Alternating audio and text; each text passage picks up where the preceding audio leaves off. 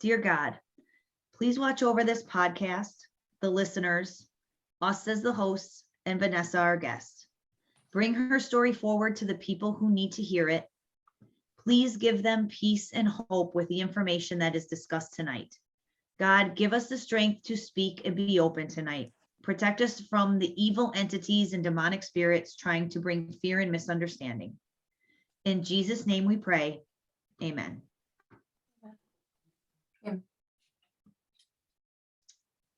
Hello, and welcome to the Save Our Children podcast. We're your hosts, Becky and Bridget. Today, our episode's going to be a little deep and difficult for some to hear. So before we get started with our guests, I'm going to place a little warning on this episode for parents to make sure that your little ones are not listening to this episode with you, and a trigger warning for survivors is needed. Today, we are speaking to survivor and motivational speaker, Army veteran, Vanessa Morbeck. She was not only in the Army, but she also became a law enforcement officer, the first federal law enforcement officer in her family, the first female veteran in her family, and the first to obtain her bachelor's degree in criminal justice with a minor in psychology and linguistics. First of all, congratulations, because those are amazingly huge accomplishments. So well done. Thank you. Despite these amazing accomplishments, Vanessa is a woman who has suffered through military sexual trauma, PTSD, attempted suicide, divorce, domestic violence, homelessness, and the death of 3 of her 4 children. She is finding her courage by using her platform to give others in similar situations hope so they don't feel so alone. Thank you so much for joining us today. Can you just give us some of your background, just describe your childhood, whatever you're comfortable sharing? My childhood, my biological father passed away he was 19 years old. I don't know him very well. Actually, I don't know him at all. I was about a month old when he passed away, and he was on active duty himself. He passed away in Germany, where I was born, in the US military. So then I kind of had my stepdad and my biological mother, and I grew up with my younger sister and my younger brother. My mother wasn't in the picture too much at all. Sporadically she was. And then my stepdad kind of raised my younger brother, myself, and my sister together. So I guess even though my mom had multiple children, more like 7 children, I guess to be specific, one of my sister's oldest sister passed away with my dad because it was a vehicle collision in Germany. My mother was in there too, but she survived that. And then fast forward, I come back to the United States. My mom does. They have to do the interment for my father and everything like that. From Germany to Milwaukee, Wisconsin. He gets buried in the the VA cemetery there in Wisconsin. Yeah. And then I didn't even know I had a biological father until probably I was like mid-teenagers, like maybe 12, 13, 14 years old. Like right before, somewhere in between middle school and high school, I found out that my stepdad wasn't my real dad. And then my mom wasn't in the picture too much. She has suffered from like really serious bipolar disorder, not taking her meds. I haven't witnessed her doing drug abuse, but I heard that she did a lot of drug abuse, alcoholism for sure. She tried to not take her meds and, harm herself and commit suicide at some points. And she would use a lot of strategies with my stepdad, who was in the military and also became law enforcement, to be able to say like, well, this is not your real daughter, so you can't go on vacation with her, or this is not your real daughter, so you can't do this and that. So I was excluded a lot from different types of events growing up because because of the, how do you say, like the dissonance between my mother and my stepdad. So it was just a weird family dynamic of his 2 kids that biologically that he has, which is my sister and brother. My younger sister and brother were all pretty much half siblings, and with one mom and then different dads. So it was a crazy dynamic growing up. And, I and I have step siblings and half siblings, so I know all about crazy Yeah. dynamics with parents. So same here. And even just reading your story, you were the oldest of 6 siblings, and Only you grew up were, with two. I'm sorry. Okay. Sorry, And I only then, grew up with two. yeah, you're the only girl of the 2, right? And No, then, I grew up with only two of them. Sorry. Like, I don't know the rest of them like so much. Like, my mom had one when she was 13. She lived with the grandfather for a long time. It was so in the household immediately. It was just my stepdad, my mom occasionally, myself, my younger brother and sister. you helped raise your siblings, correct? Absolutely. Pretty much as the mother figure, the matriarch. Yeah. I just want to touch on that because it's so important, especially like we appreciate you even being vulnerable and sharing your story and the courage it takes, because people often don't want to take a step back and listen. And especially when it comes to survivors sharing their stories and just the whole childhood trauma and everything that you have endured, and you even standing strong and speaking your truth is inspiring so many on a global scale. So again, thank you for even your courage and being vulnerable and sharing your story with us.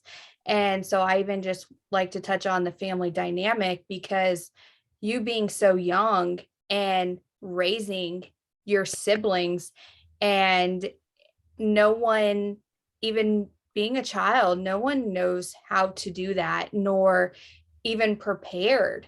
So you even having the strength to create that solid foundation, and even taking care of yourself, and to where you've overcame so much. And we'll go deeper into your story, but I just wanted to point that out, just because again, like you said, there was alcohol in your family with your mother, and I'll let you continue sharing your story. But yeah, I just wanted to say thank you even for being vulnerable and taking the time out to share these moments with us. I do appreciate that. I don't really get thanked for things like that, so it's a difficult way for me to be like, okay, well, you're like, I don't really know how to respond. yeah, yeah, because it's like, you're welcome that I had a You're hard welcome. childhood. Because yeah, but again, it's the idea that you didn't know any different because that was your life. And Yeah. so many of our listeners, that isn't their life. I know that was not my life growing up. And so being able to have people like you come on and like Bridget's saying, be vulnerable and tell your story, it really educates us as to the world that's out there, that no, not everyone, like I said, I grew up right outside of Milwaukee, Wisconsin, in a very different household. And it's to be able to be like, wow, that was 20 minutes from me, and it's a very different story. Wow. I guess when you're young and you're put in situations like that and you don't, that's you kind of, that's all you know. So Yeah. when you don't know, when you meet other people who don't have that experience growing up, it shocks yourself, because it's like, well, I thought that's how everybody grew up, you know. Right. Does Right. that make sense? Absolutely. So, Thank you. of course. So kind of then going deeper into your story, and as you got older, I believe I read you entered into the army when you were around, was it 19? 19, 20, yeah. Like 19 on the cusp of 20. Can you share kind of what led to that journey and getting into the army? All right. Like I said, right after 9/11, I had, so 9/11 was what, 2001? Mhm. Yeah. I was just about to graduate middle school and go into high school. That's kind of what it was, or elementary school into middle school, one of those 2, 3 phases there. Yeah. And so that's when I learned about the US military. If 9/11 didn't proc off then I wouldn't know what the military is, right? Yeah. I didn't even know my stepdad was in the military. I knew none of my family that was in the military, or what it was prior to 9/11. I didn't even know what like law enforcement was either. So like you're a kid growing up with these things, you're like, oh, okay, what's this, what's that? So then that prompted me to learn about my father. My grandfather had told me about my father in the military. I'm like, oh, okay, what's this? So then I ended up later on knowing that he passed away, and that it pushed me into that service because I wanted to be able to distinctly make my dad proud and like outrank him and outlive him and outdo him. I thought that I could carry on legitimately, I really did think that I could carry on the legacy with that and join and serve. Like if I didn't know about my dad's passing or him being in the military, I would have never joined. I think it would have been a different situation if he was still alive and I didn't know that information. Wow.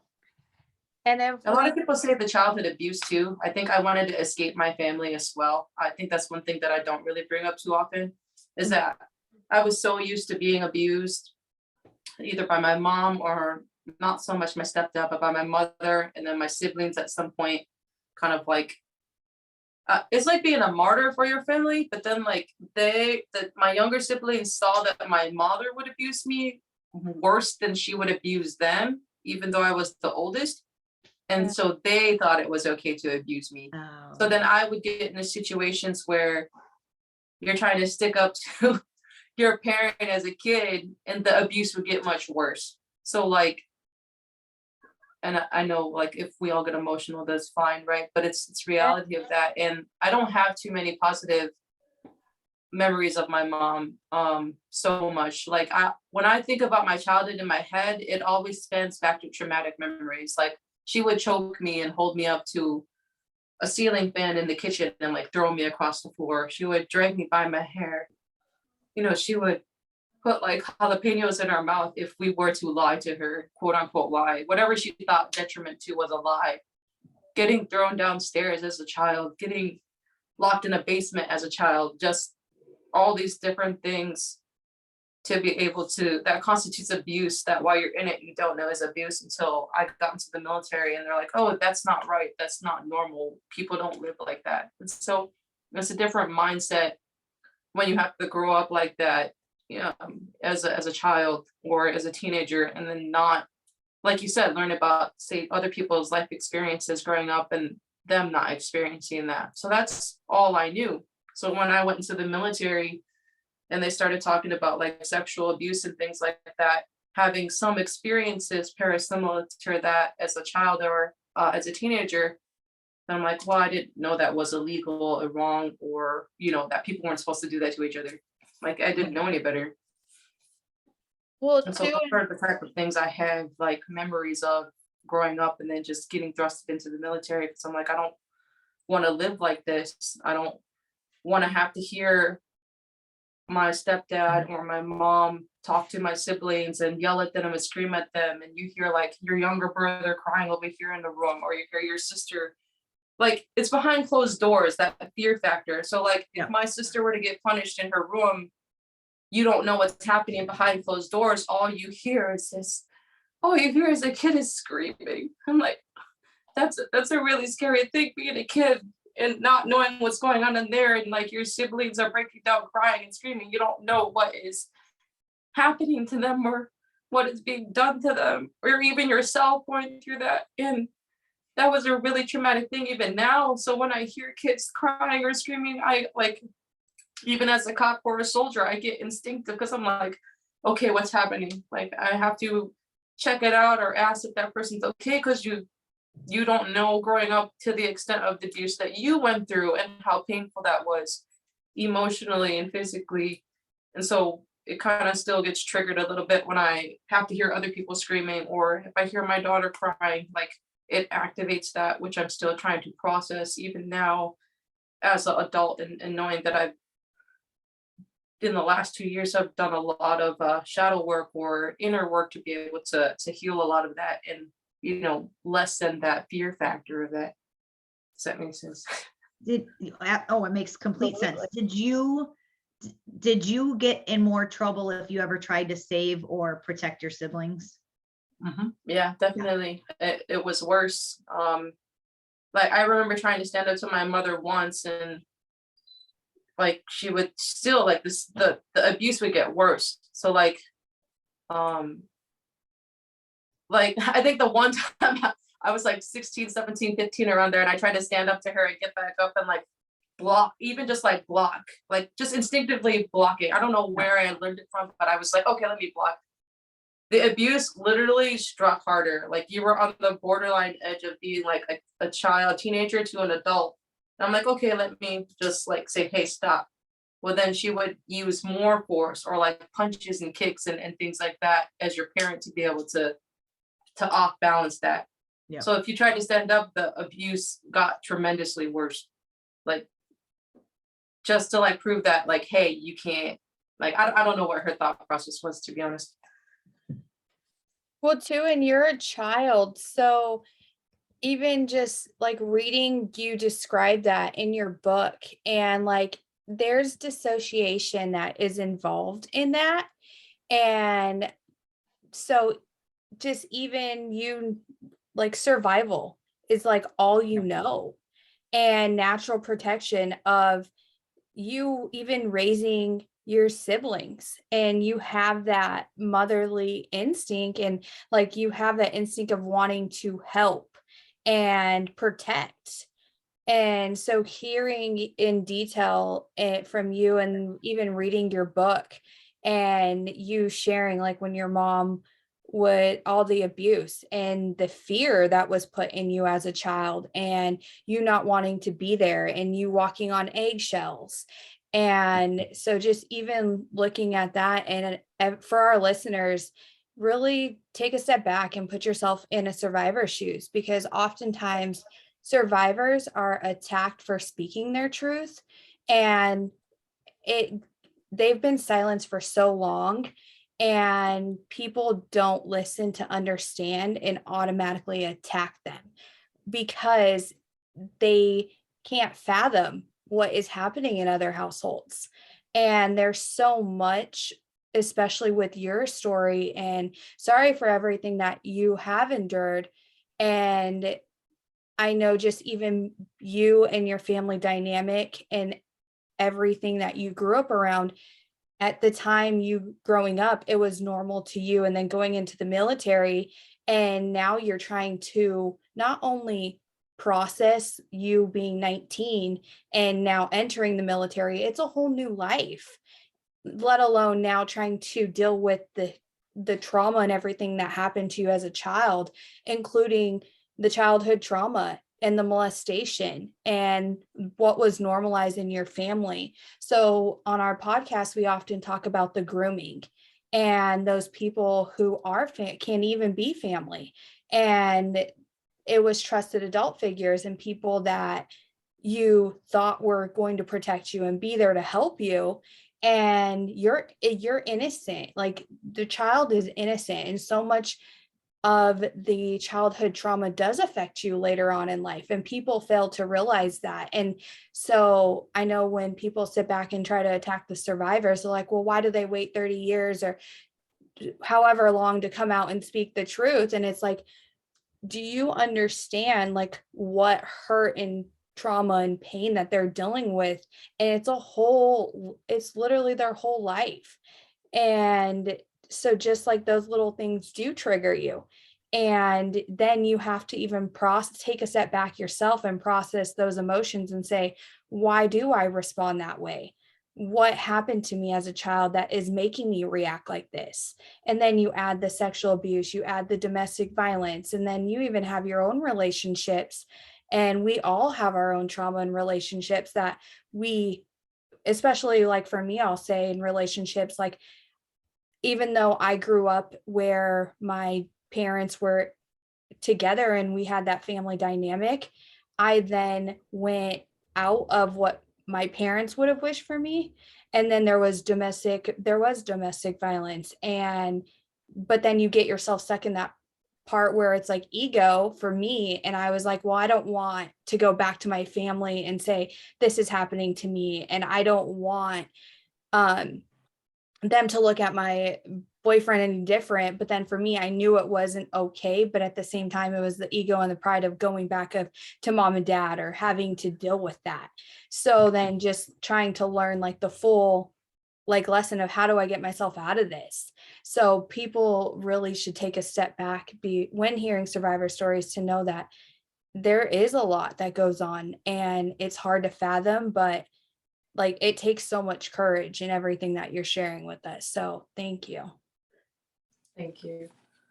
Like, I guess it's weird to ask, like, well, how was your guys' family? And when I'm explaining, I went through like some of your guys' experiences growing up, like how it gives you a question of like, what is, sorry, I have like candles burning there, and one of them's like literally on fire.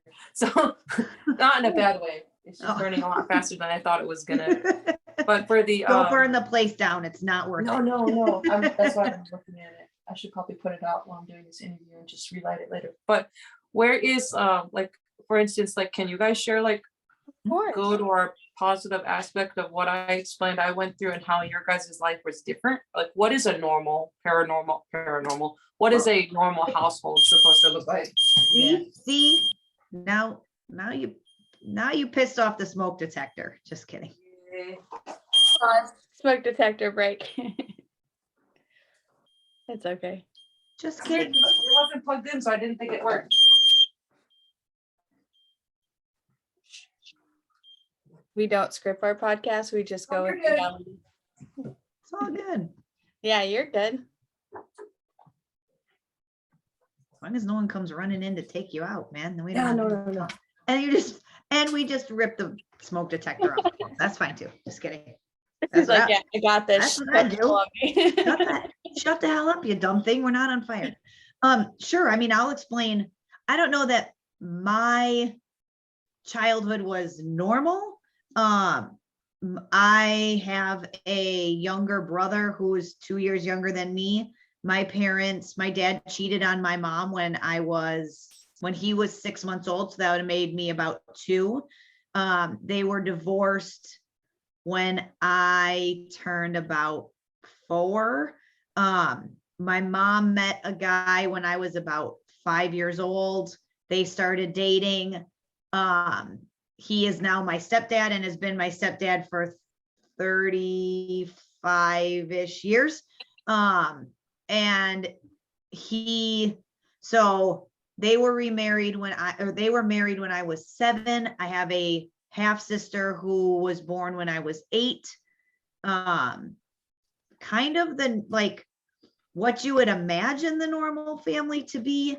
Went on vacations, had a nice house. I went to private school, all of those things.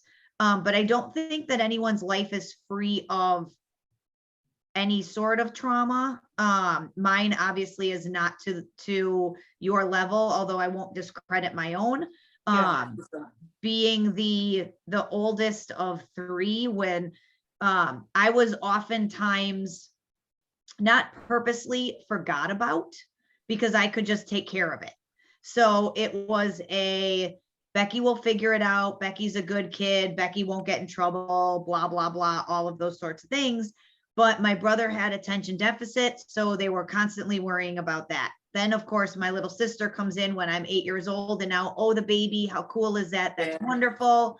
All of those sorts of things. I didn't really ever see my real dad. He only showed up when it was convenient for him, which he's supposed to take us once a week. It maybe came to twice a month. So it was, whenever he wanted to feel. And then when he did, it was only if it wasn't inconvenient for him. So that's kind of my story. Then I grew up, went off to college, met my husband in Wisconsin. He said he wanted to move to Arizona. And I was like, hell yeah, let's go. Because it's warm in Arizona.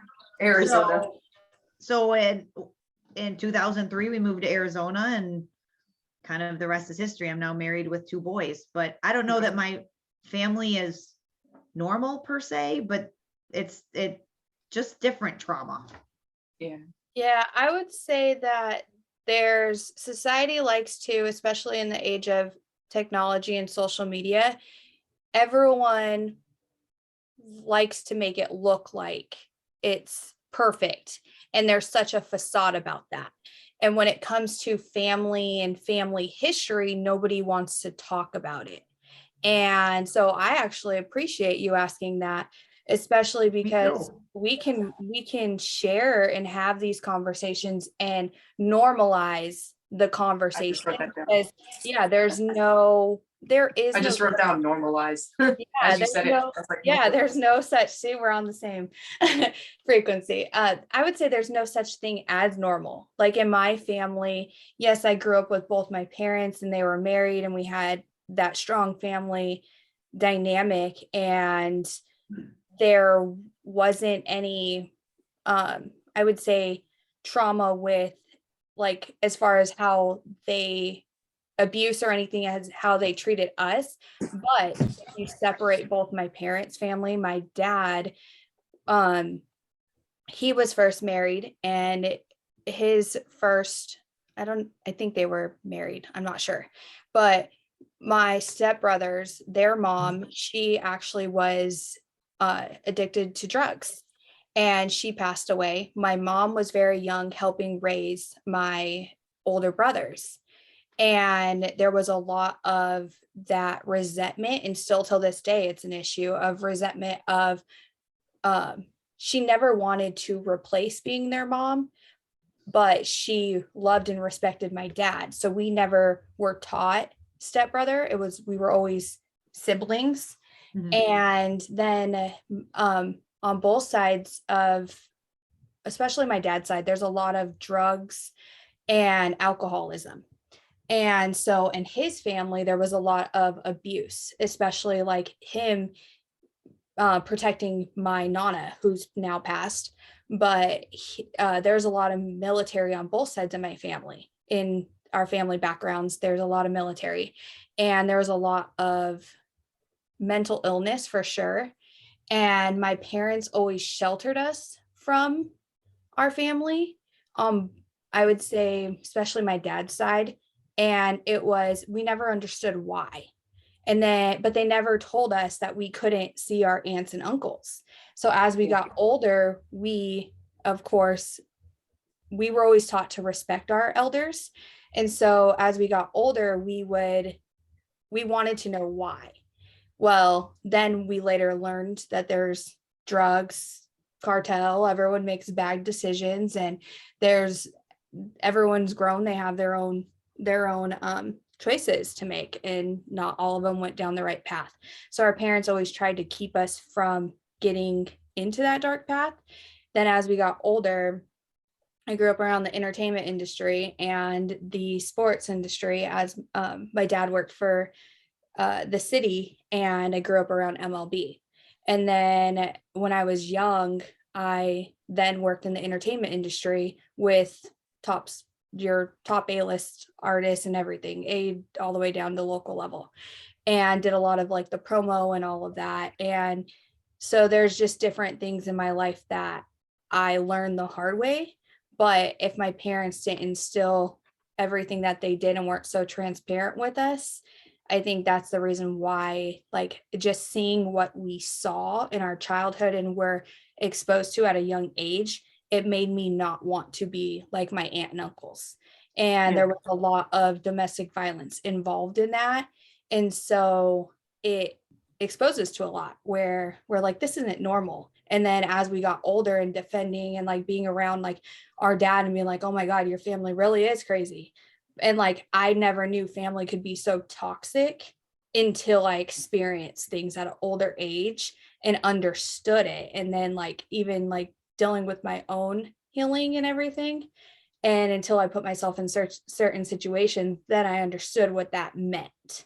So I think as you get older and you mature, then you start to unpack it all and start to really understand what that looks like and just the toxicity of it. So I would say there's no normal. And then now, like, growing up and pulling myself out of the entertainment industry and everything that I know today, I'm like, oh my gosh, like, it was mind blowing. But yeah. Thanks. Of course. Yeah, and I think that that's a wonderful question, and it's a we talk about on our podcast all the time that to help the next generation, to help your kids or your grandkids or your nieces or nephews or friends' kids or whatever, that you've got to start healing yourself. And I think that, again, for me, it's like, oh, well, I grew up, my childhood was fine. And then you start telling the story and you're like, but wait a minute, it wasn't all that fine. Like, Yeah, when you start explaining it to somebody else, they're like, what? Yeah. well, and yeah, and it's not it's not, they're not all the same, but there's trauma in all of it. Yeah. And so again, are we sitting here and are we going, because I've been going to therapy now for like 4 years, and the way that I speak to my boys now versus the way that I spoke to them before, before I could hear my mom, like the way, because it's like, that's just the way you do. You grow up the way because that's how you were raised, and you do that. And now I'm like, no way, I'm breaking this generational curse of constantly feeling overwhelmed. So you're yelling at your children. I don't want to do it anymore. And so my son at 13, I oftentimes envision myself at 13 and what did my 13-year-old self need to hear in this situation that I wasn't told. And then I do the opposite. And then I make sure that he hears what I needed to hear, because he's really my mini me. And so I know that he needs to hear those things. And so it's really, again, being aware of where you, like Bridget said, you don't know that you came from that as a child until you get into a different situation that someone says, wait, hold up, that's not the way I was. Otherwise, you think it's normal. Why would you not? But then you try to regurgitate that to other people and express that when they ask and they just shut down or look the other way or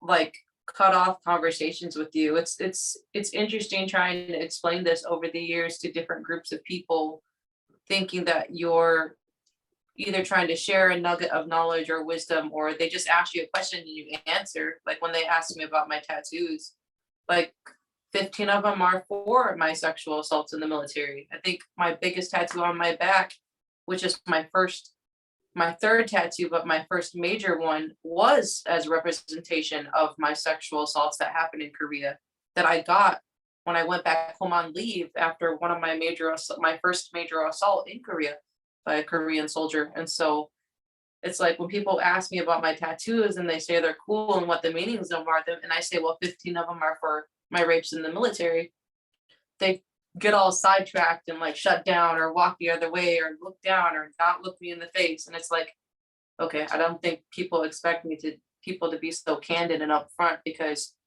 half of society is like, well, that's taboo. Why are you saying that upfront? Or that's inappropriate, or, things like that. When I've just normalized it within myself that I'm not going to sugarcoat nothing. If that's you asked, I gave you the answer. If you don't like the answer, then stop talking to me and walk that direction. Don't ask. I don't even understand like what people expect, like, because that there's an expectation of what you're going to say when someone says, oh, I really like that tattoo, and do you expect that it's going to be, I got it on my vacation 3 years ago? Like, what is your preconceived notion that when my response is what it is, you are so shocked that you can no longer give a response? Yep. Yeah, I think that's important too, because I know even for me, like, and I heard you explain, and if we can after like this conversation, go into your tattoos, because I think that they do have a powerful meaning, and some people just get drunk tattoos or whatever it meant to them at that time. But I think with your story and your meaning of your tattoos, it's so powerful, and so many people have meaning to tattoos. I know for me, when I was going through my darkest moments, and like I have my tattoos, and like I wouldn't cut myself, and so I put "Believe It, Be It" on my wrist. And so it was one of my cousins who's the first female Biggest Loser, it was, she inspired me at that moment in my life to keep going, and I wouldn't hurt myself because of my daughter. And so that's like one reason why I have that. And then I have peace, love, faith on my foot. And so like tattoos was something that I turned to during like the hardest moments, because that's what kept me going, and like positive affirmations. And I know that Yeah. you have one on your, I know that you have the semicolon, and your tattoos have a significant meaning. So I think that too, with when people ask those dumb questions, it's like, be ready for a response, because I think too, and know that for you to stand firm in that, in your beliefs and your feelings, and honor that is amazing, because so many people will shy away from those, and it does take a lot to say those things. And so many people, and know that it's not you, it's something that triggered that person where they don't want to go inner, and Yep. and it's a projection. So never take that personal, because I've dealt with that too. And then like you come off as like that alpha. And so then it can be overpowering to some. And then you're like, what's wrong with me? What am I doing? And then it makes you seem like you're the problem. Nope, they're just wimpy. Yeah. So yeah, no, never take that, because I've dealt with that too. And I have tattoos that all have meaning too. Luckily, I have a tissue box by me. I know, right? I'm like, wow, your makeup, don't ruin it. No, and it's funny because oftentimes I don't look like a tattoo person, but I have like 13 of them. You just can't see them. But I look at them and I think, ow, that had to hurt. Like that's the first thing I think, because I've been there. And so it's like, wow, oh, that's a sensitive area. Okay, ouch. But no, I love your warrior tattoo. I think it looks super cool. Yeah, it's awesome. That one's, yeah. Yeah, you have so many. They're beautiful. I have 30, Wow. almost 40 tattoos. Wow. That's Wow. awesome. I think they're fun. My mom, this is super unrelated to this, so I apologize for the story, but when I was in college, I wanted to get this little bee tattoo that was like the size of a quarter, because, and this is really random, because my last name used to be Higby and I liked Eeyore, so I wanted the like little bee from Winnie the Pooh. Aw. And so I went in college and I turned 18. So I was like, well, screw that. I can go and do it, whatever. And it was like, it's like yay big on my hip. And I'm like, I am never doing that again. Okay. Yeah. And now 13 later, here I am. But I remember my mom looking at my stepdad and was like, this is all your fault, because he has tattoos. So he's like, what did I do? But yeah, I mean, I love it. I think it's such an artistic expression. I actually have one, it's backwards, but I have one on here and it's made for more and courage. And I had my boys write those out so that I'll forever have their writing on my arm. They thought it was weird, but I love it. So Yeah, my most recent tattoo I got last year in July was, I talked about him in the other interview, but my favorite Korean American singer, Jay Park, and he personally, had saved me. He had came into my life at like the darkest time right after I got kicked out of the military, not even 5 days later. And I went to his concert, like unbeknownst to me, and I kind of posted something about it the other day, but I was at such a dark, low moment to where I was going to take my life that day, like 5 days after I got out of the military. And if I didn't go to his concert on a whim and like meet him in person and be able to communicate with him and have the positive experience I had with him, I don't think I would still be here. Like I was in such a low moment, and he was so kind and generous and gave me so much hope through that process of being at the concert and being treated in a positive way, even though he didn't know what I was going through. And then the after party and stuff, and just like getting that time to spend with him. And then I rekindled with him kind of last year, not directly, but through different sources, to like share my book and stuff with him and let him know that, he saved my life like 5 years ago, 6 years ago. And I wanted his friends in Seattle, where I had lived at the time, to know about it and contact in Korea and say like, hey, thank you for saving me back then. that's awesome. So I have his name tattooed over my heart in That's Korean and awesome. English, his signature. Yeah, and if you want to, you're feel free to share any of your other tattoos, but if you want to hear deeper into some of her tattoos that she did share on the Marine Rappers podcast on Spotify, definitely check that out. And his podcast is alive every day. And she was vulnerable there and shared her tattoos as well.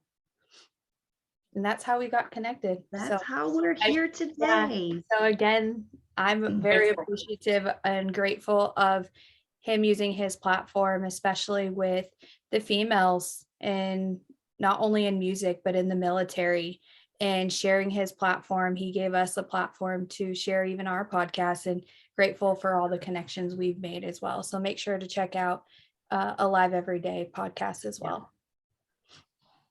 So I want to go into, I mean, we kind of talking about it into your military career. It's not like everybody else thinks the military should be, but it's a very important topic. It's something that needs to stop being brushed under the rug. That needs to be really something that we start talking about is the sexual abuse and trauma that's caused to members of the military. And like TMR and you talked about, it's not just women, but it happens, and it really has to. We need to start talking about it so that other people, oh, the military is the best and this is the best thing, and don't say anything wrong about the military. And military and the veterans have my heart for absolutely, they protect this country. But as with all things, not all things are great. So can you talk about a little bit about your experience with the military? I joined April 3rd, 2012 is when I entered active duty and went to basic training. I joined October of 2011, but I was in a delayed entry program until I went off to basic training, which I then learned a lot there too. So prior to joining the military, I tried to join the Navy as a branch because they had a better linguistic program, and I was trying to get into linguistics. And I was here in California as I was then. I just graduated high school, like went into some minor classes of college between like 2010, 2011. So that 1 year I kind of stayed in California.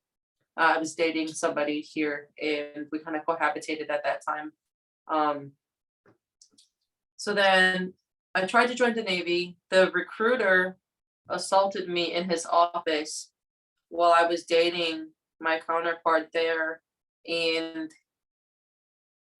I reported it to my school the next day because I was in college courses and I didn't know I kind of knew the situation was wrong, but I didn't. And the only reason it triggered me off guard to feel like this is not normal is because when he took me back on the way home in his car, on the government car, after he told me he'd take me to the recruiting station to like do height and weight, quote unquote. Just that scene and him like pulling me back from my ponytail. And I didn't look like this. I wasn't as fit, I'm 19 years old trying to do that, and in like USC clothes, like sweatpants, some baggy sweatpants and a baggy maroon shirt, maroon colored outfit, as I described in there, in the book. And he like grabbed me from my ponytail as I was looking at this wall of recruits in the Navy. And, I just saw a picture of him and his newborn baby or his wife on his desk, and it was talking about something between that whole exchange. So he put me into another room, and he had, like I said, he had grabbed my ponytail from behind and like wrapped his hands around my chest and like put his hands on my chest from behind. I'm like, okay, this is not, I don't know what that means. I wasn't exposed to that type of behavior, so I didn't know what exactly it was called.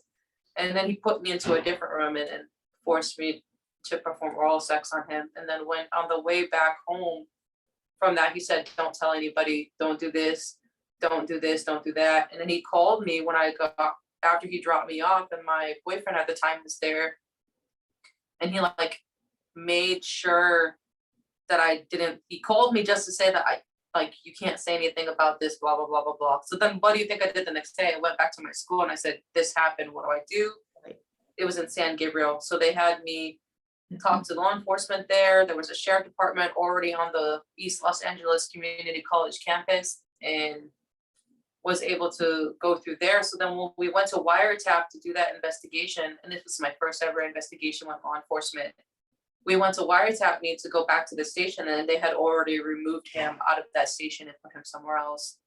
So it didn't, and when they did talk to him, and when I did look at the Navy reports later on down the road, he had just stonewalled them, and the Navy stonewalled them and didn't do, like, he just stayed silent and didn't say anything about it. So then I went to the Army recruiting office next door. I said, hey, this just happened. And they started processing me for the Army the next day, and I ended up joining the Army. And then get into the Army, and then you got basic training. That incident happens there with another recruit. Then you got the technical school, which is within the same part of being in basic training. It's the secondary school you go to learn about your job that the military had given me, which was human resources. The incident happens there that I don't really remember, and then I go off to Korea. So by the time I hit my first duty station in Korea, there's already 1, 2, 3-ish assaults, and one of them I don't even remember because it was multiple people, and I was drugged, and they took videos and pictures, send it around the unit. One day before I graduated, I had to go to Korea. Well, I went back home to do some training, not training, it's called hometown recruitment, where they send you back and you kind of go to your recruiting station, help out for a week, and then you go to your new unit. And then I went to Korea, and within my first 12 months of being on active duty, there was already 9 assaults. Well, too, and going off of that, one stuck out with me when many people refer to this as the retaliation and the fear of reporting it, because I know even when I heard your story on TMR's live, I then messaged him, was like, wow, because I've been wanting to connect with, there's so many survivors who did the whole hashtag I am Vanessa Guillen. And that really opened my eyes up to the military. And so hearing you stand in your truth and be able to have these conversations, most survivors won't have these conversations, or the fear of it, because of retaliation, and they're threatened. And do know that it's happening to the guys as well. It's not just the females, it's happening to the guys as well. And it's really sad to see that this is normalized in the military. And don't get me wrong, yes, you have your good military, you have good and bad and everything, but it's really sad to see that this is normalized. And if we can go into even the process of what happens when you do report it, because I know that when I was reading your book and the process, and those of you who are listening to this and want to reference in her book, you're going to want to definitely reference for this section that I'm going to describe is on page 13. And you break down SHARP, and what that stands for is the Sexual Harassment, Assault Response and Prevention. And then from there, there's a SANE kit, which is Sexual Assault Nurse Examiner. So most people will tie that to a rape kit. And if we can just share, what does that process look like? Is it taken seriously? Obviously, it continue to happen. So what does, is there any, I guess, repercussions, even with you speaking the truth? What happened to you when you did report that? So, and I kind of mentioned it in the book as well, as soon as I reported that first case with the private in basic training, I then had lost my family day, which is when you graduate basic training, your family gets to come visit you. Well, me and the perpetrator both lost our right for several hours to see our family because of that, because of even 1, for me reporting it, and 2, because he's the person that had did it. And he didn't even get reprimanded. He got a written warning or like a military document or punishment called the Article 15, and then he was still kept in the military and went to his school to do his other thing. And we were stationed on the same Fort Jackson, South Carolina, for both our basic training and our technical training, or AIT, to go our job training. So I had to run into him after the fact, while I was there for the whole like 4 or 5 months, 6 months before I went to Korea to do that process. And it's just, there's so many different retaliation repercussions. It's not like a normal job in the regular civilian society where you can be like, well, I quit, I'm going to go here, I'm going to do this, I'm just going to move to a whole different state. Well, no, you're obligated by a contract for 4 or 5 years, 3 or 4 years that you can't break. So you're going to be reprimanded somehow, whether it is them giving you shitty other poor work assignments or trying to take your rank away from you, because you get different ranks in the military, right? You start as a private and then you can go all the way 9 ranks up to being like a sergeant major, depending on how long you stay in the military. Well, I started off as a private, a basic, a nothing. And I ended up within 4 or 5 years of being on active duty, getting up to a sergeant, and then got knocked back down to a specialist. So I gained up 4 ranks pretty quickly, the first 3 ranks in the military, from private to private first class to specialist. And that was 1 more rank than my dad had when he died. And so to me, that was significantly a positive moment for me, because I wanted to outrank him. And I did, supersede him in that.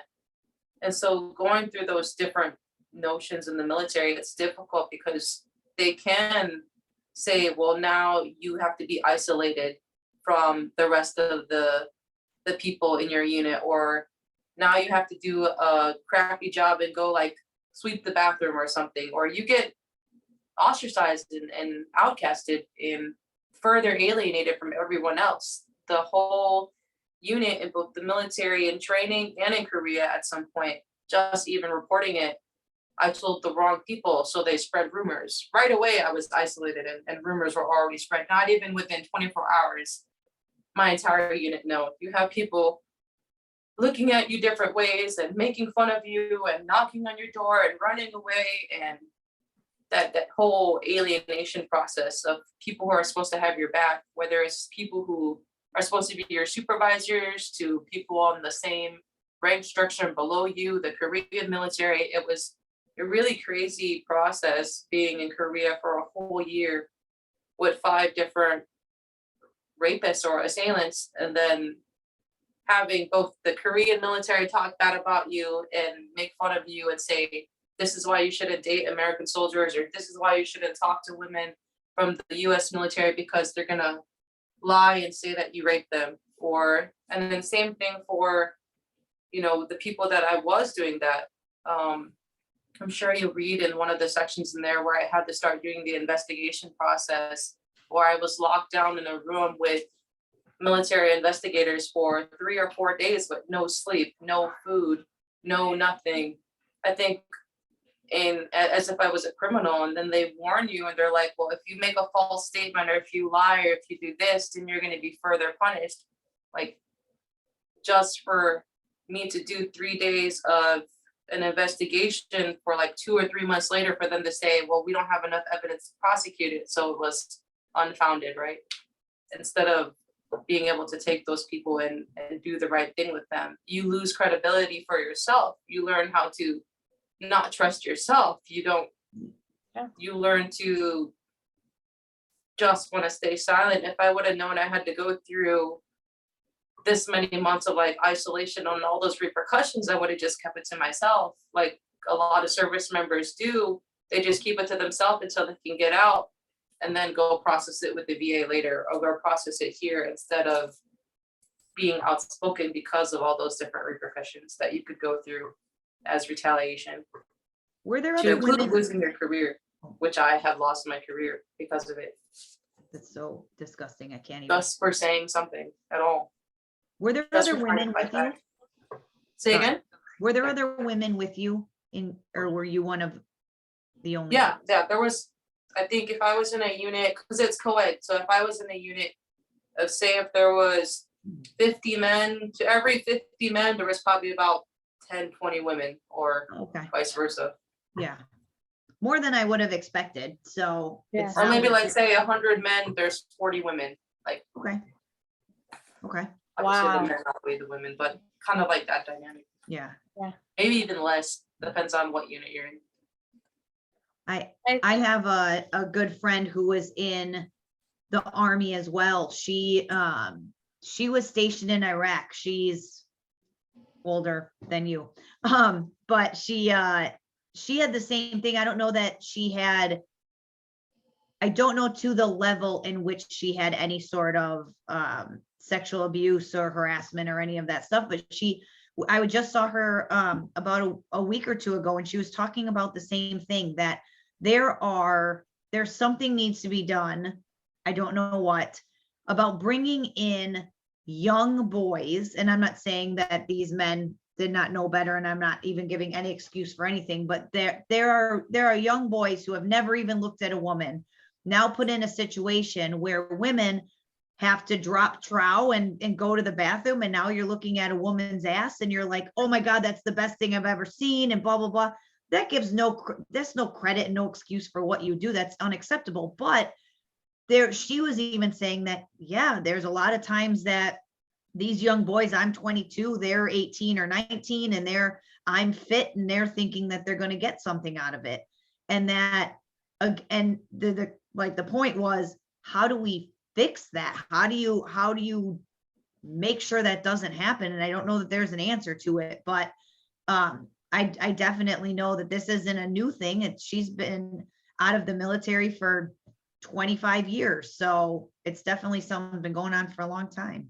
Yeah, there's a really good documentary about military sexual trauma and assault, both male and women victims or survivors in there. I don't like saying the word victims, but it's called The Invisible War, and it was produced, I think, by Michael Kirby in 2012 is when it was released, like right when I joined. But I didn't find out about it till like 2015. Otherwise, I probably would have reported it a little bit differently if I would have seen that. I think like that type of documentary needs to be seen in a training environment as part of the sexual harassment assault response training, so that people know what experiences to expect. And like my book and other things like that, those things should be like realistic views to what sexual assault and trauma and harassment is in the military versus the dumb training they give us where it's like 20 PowerPoints saying don't do this and don't do that and don't do this, and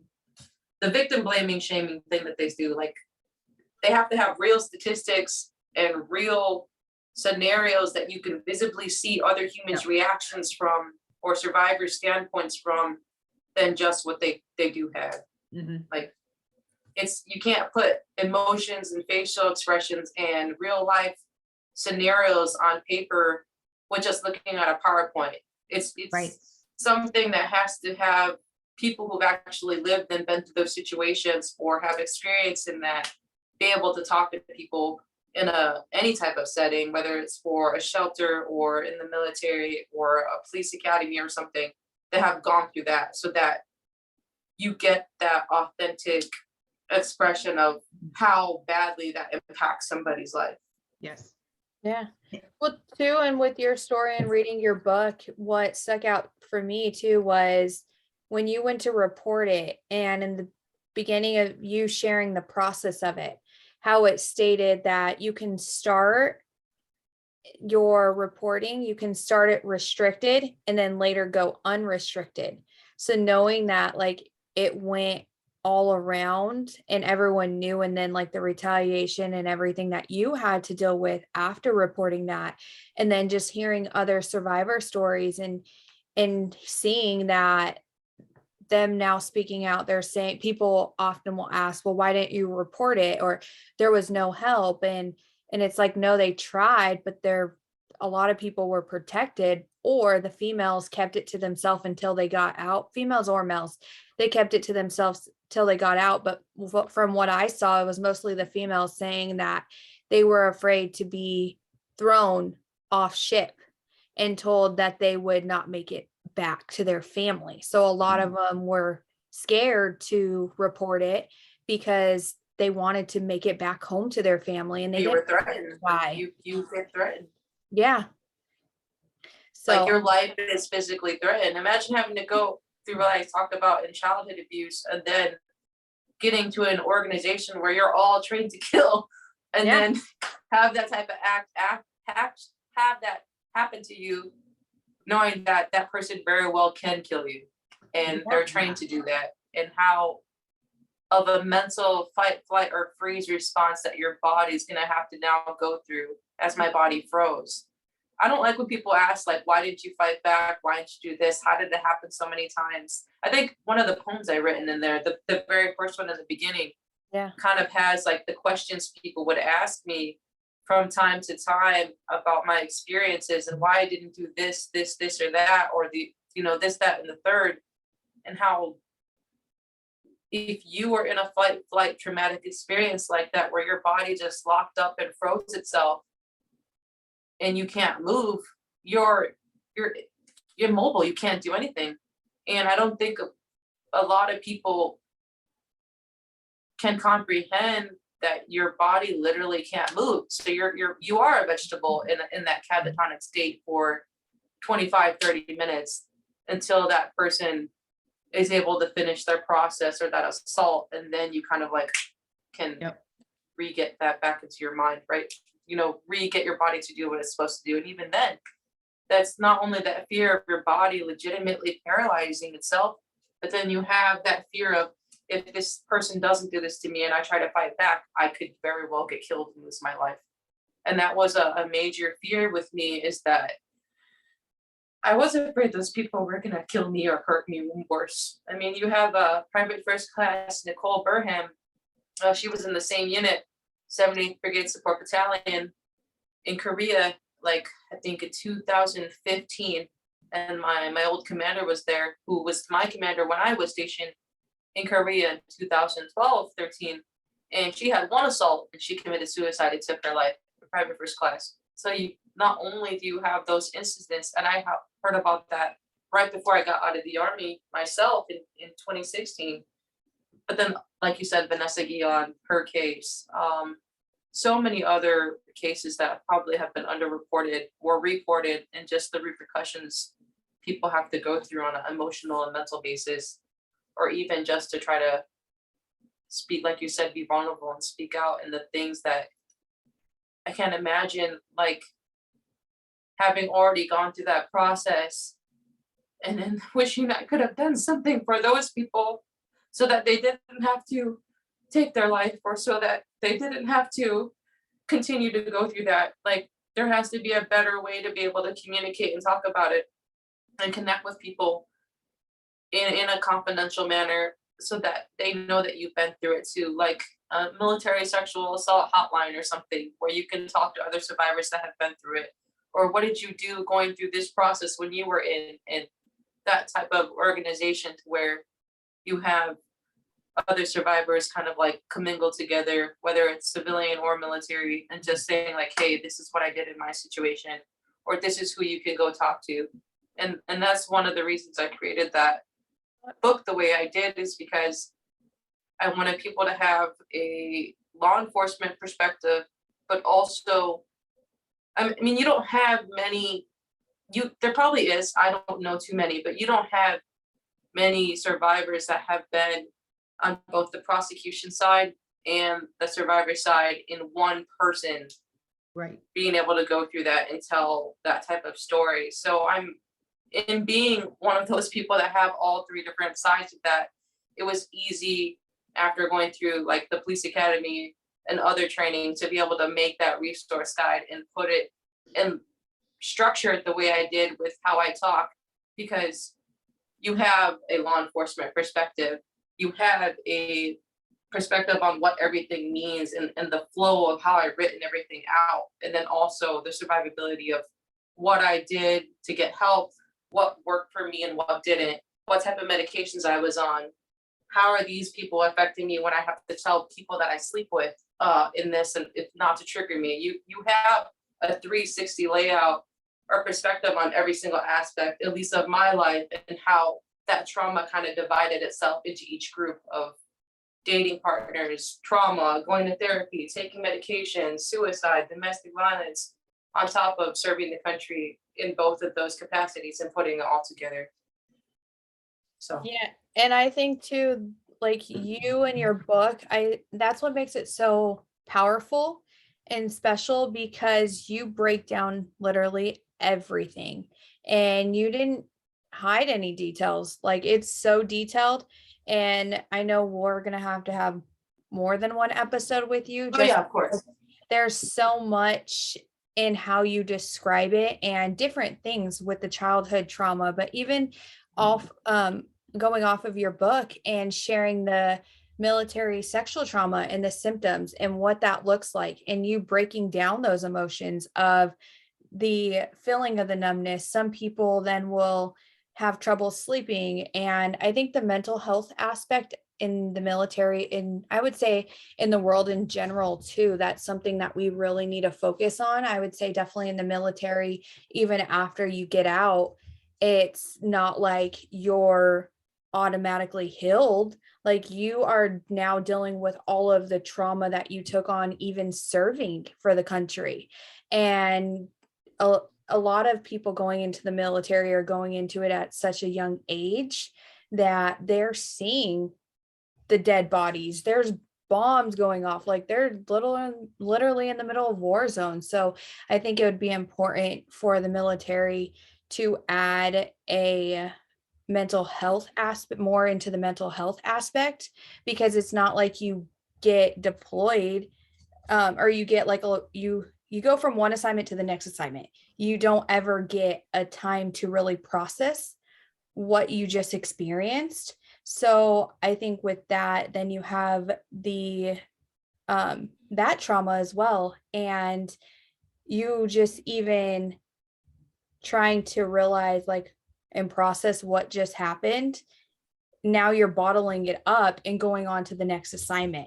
So I think that the military should have more, whether it be mental health professional and counselors on site, and do some of the newer healing techniques in helping, whether it be the counseling aspect, or I know Becky can talk about as far as what she's done with her healing and just that process and how that can help so many people. And it really takes us as a society normalizing these conversations and dealing with the mental health and being able to talk about it to then help one another, and not only to understand, but then to say, I'm here for you. You're not alone. And knowing that everyone is dealing with some kind of trauma, and being there and holding space for one another is really something that we need to shift to as a society in general.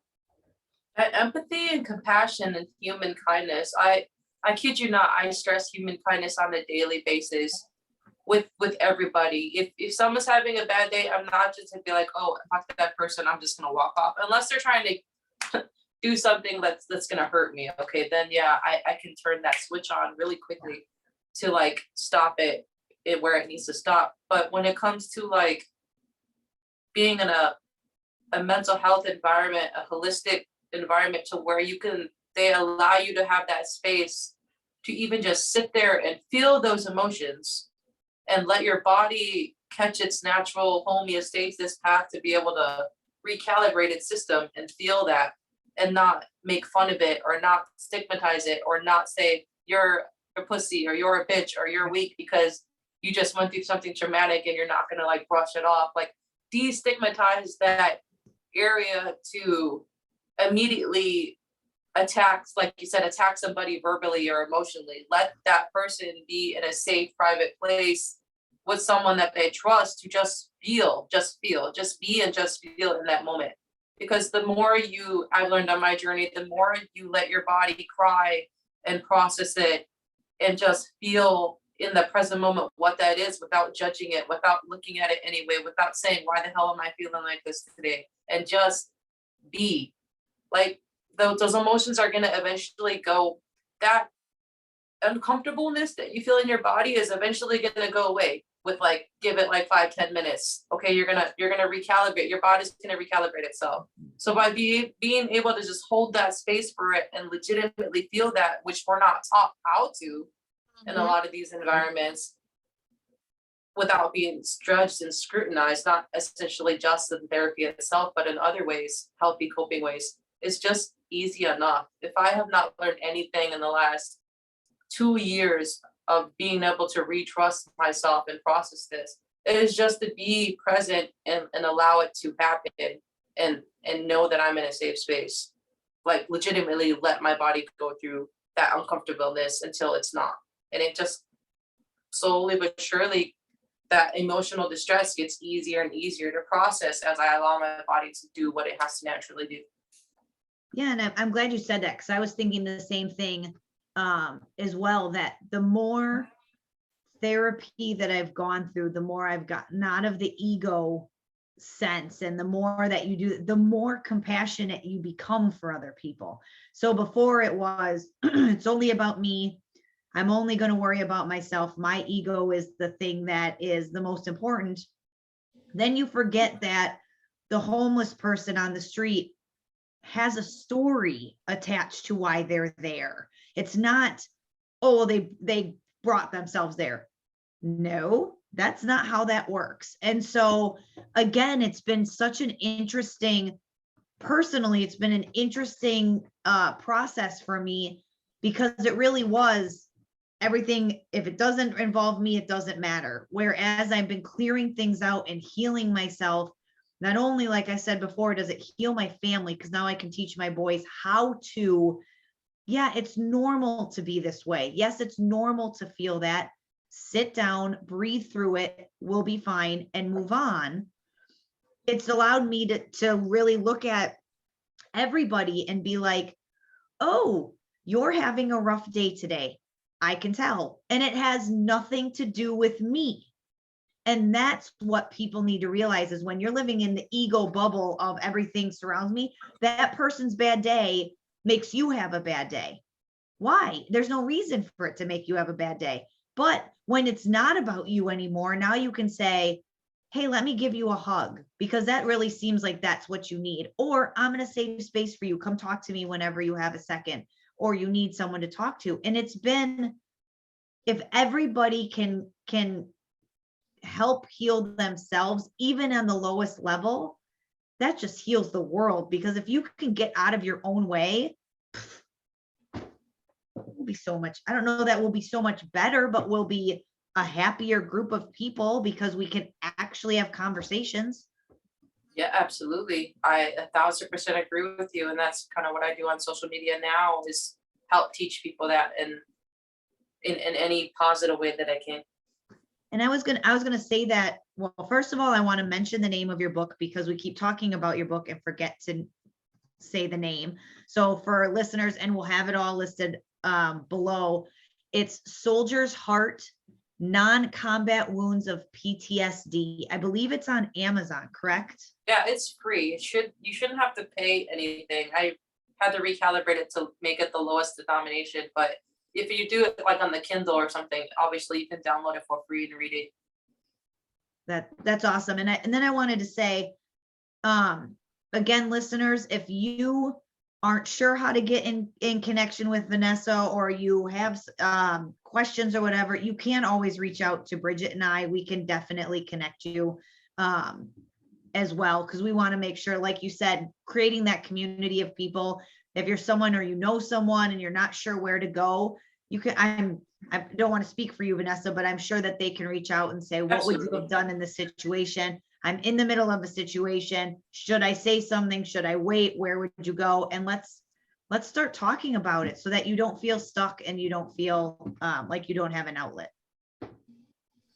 And I just want to reference what I was previously talking about. I thought Becky would say the name of it, but we just actually went to a women's event as well. And so we just learned about healing, more about healing and deeper into it. And Becky has done it, is the EMDR, and what that really does for the body and healing as well. And so we'll actually have more on that later in our podcast. on another episode with someone who actually we learned from. But again, just going back into empathy. And I know for me, even like one thing, it starts with yourself, but then it also starts in your community and making a difference within your parameter and even your family. And so whether it's smiling at someone, or if you see a homeless person, don't just judge them. You don't know what anyone's going through. So being mindful of one another. I know for me, I often volunteer with the unsheltered community, and everyone's like, why are you always out there?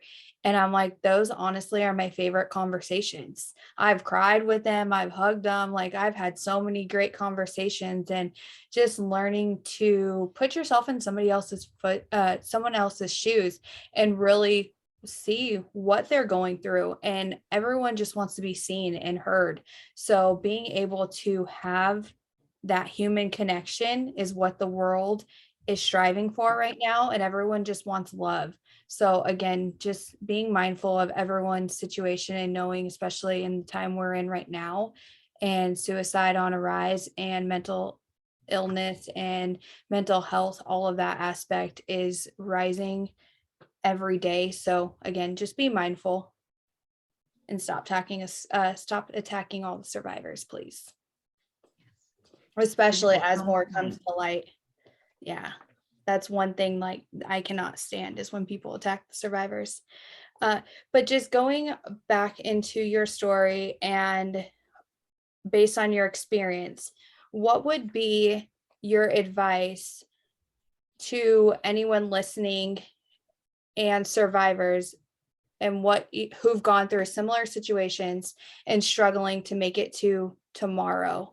What would be some advice on kind of what helped you during those moments, especially you being so strong and even being vulnerable and sharing those moments with us now? I don't really like the adage like you only have one life, because not everybody has one life. I have two lives. When I decided to, take my life a couple years ago, it's already been about a year now, almost the second year that I survived that.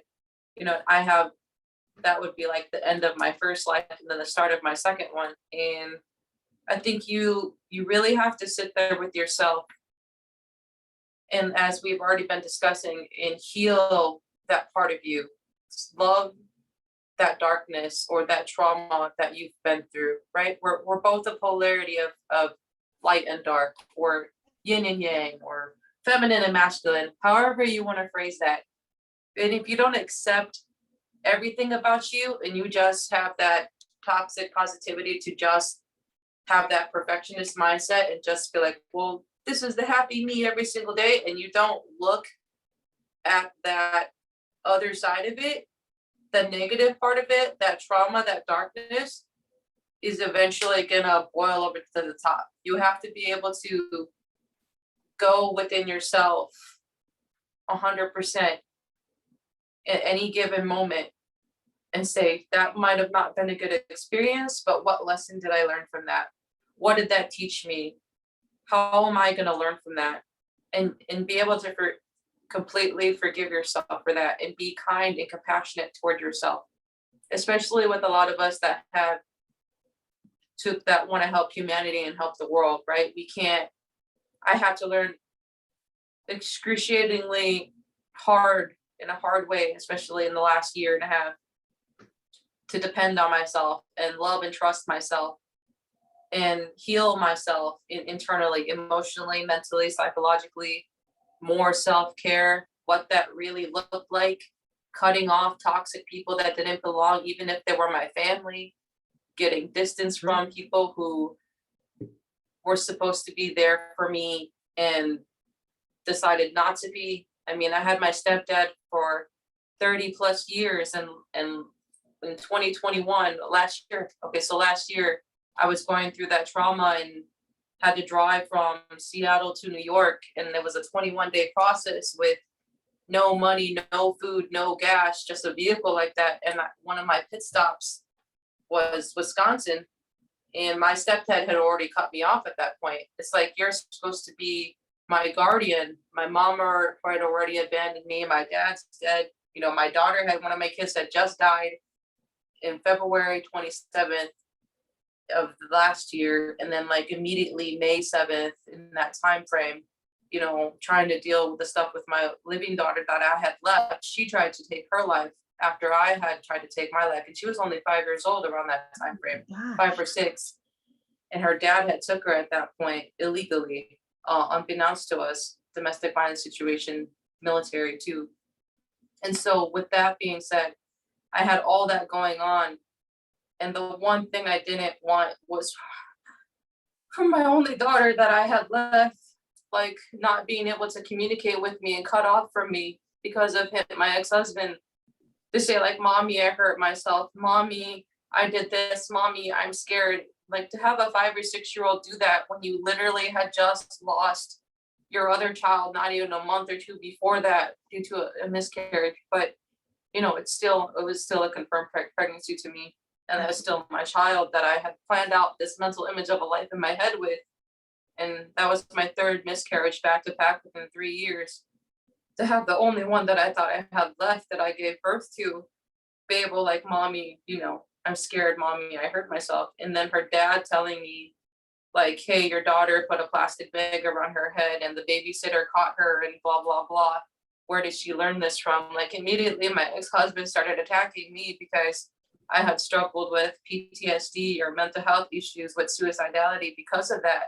And his first instinct, even though I really haven't been a part of my daughter's life for quite a while, was to, you know, attack me with that as a narcissistic abuser would. And then my stepdad followed on to that. And so I was the black sheep. And like, by the time I got to Wisconsin, like law enforcement had already called my stepdad, my car had broke down, all these things. I went to go visit my grandfather. It happened to be his birthday on May 29th of last year. And I had already been traveling since May 7th.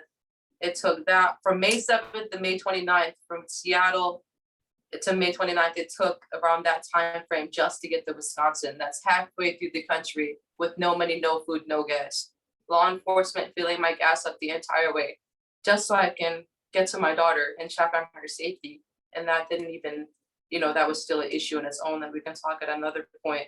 But even just that and having to trust myself through that and make it there safely, and then having my stepdad of 30 years like cut off contact, say that you can't come here, you can't even sleep over the house. So immediately I visited my grandfather, and then the same day kept driving on to, you know, New York from Wisconsin. That's halfway through the country, so the Midwest, and then still having to go through that process.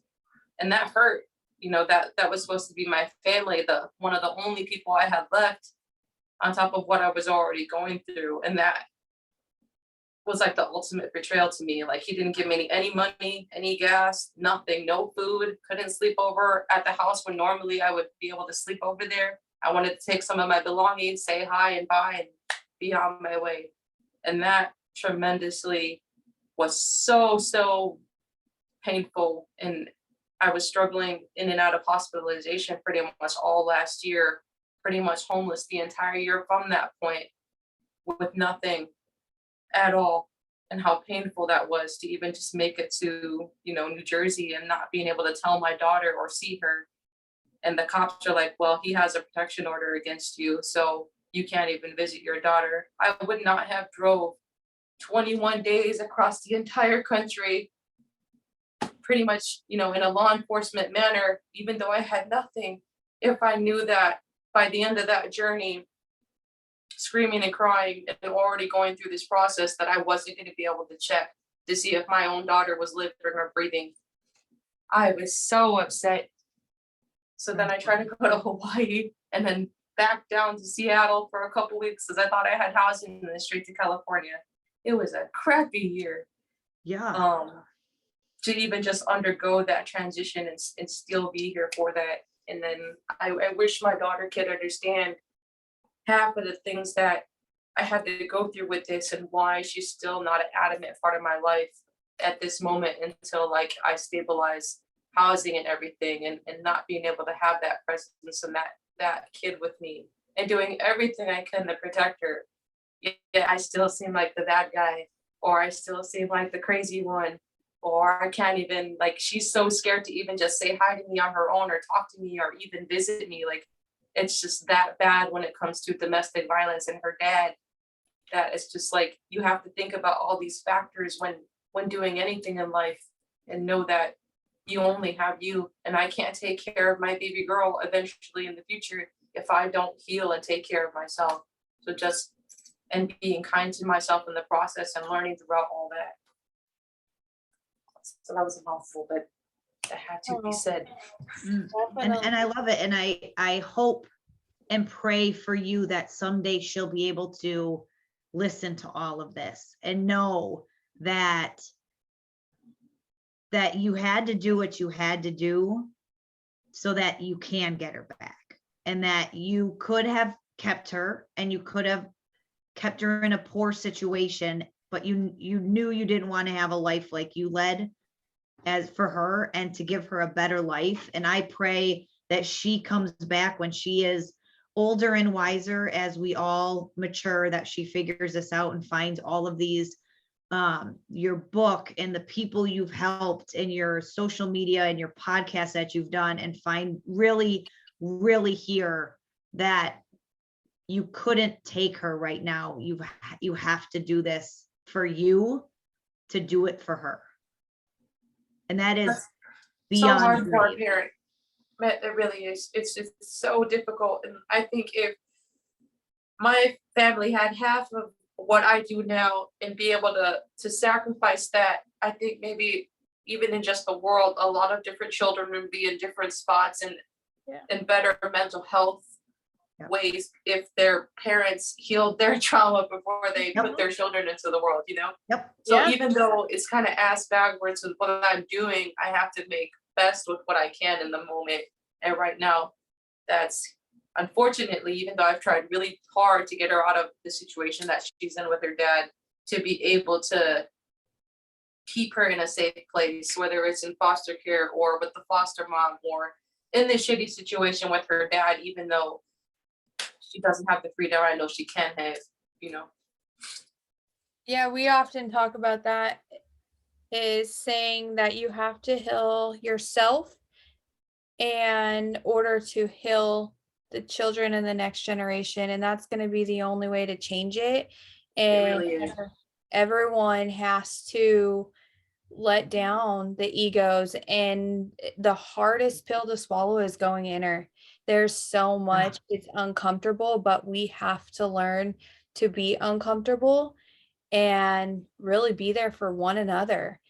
And what you're doing, even though I know that right now in the moment and everything that you've endured and all the trauma you've endured, it's literally the hardest moments of your life. But as you've said multiple times in your book, like, you're doing this, and if you can help one person and save one person's life, like, that's what you made that book for. That's what will make you continue to stand in your truth and speak out, because you're inspiring.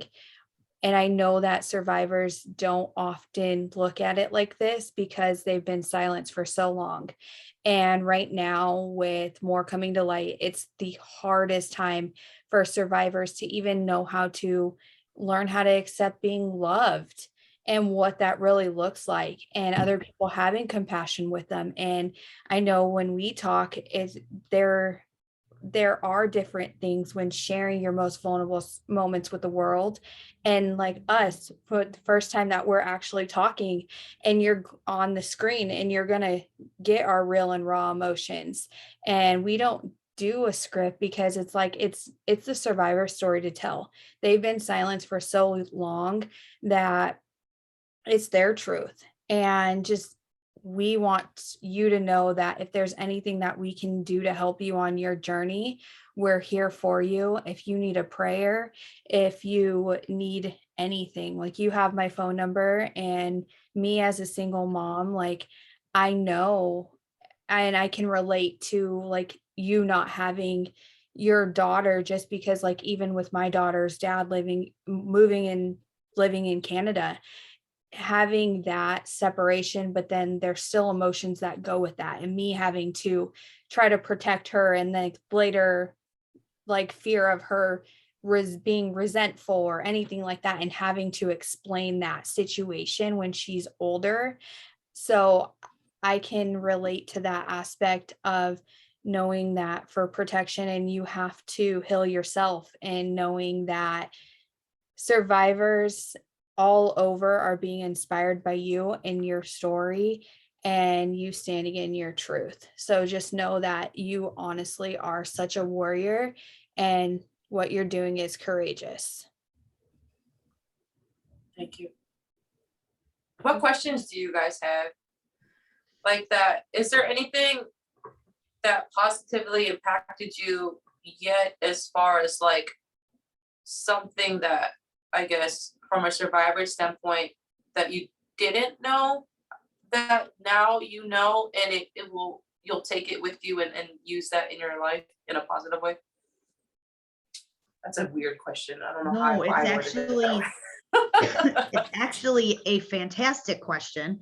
I think it's not so much something that anybody did or said. It truly is the personality. Like the same friend I was talking about earlier, she had probably one of the worst upbringings, probably very similar to your own. And it was really 180 degrees different than mine.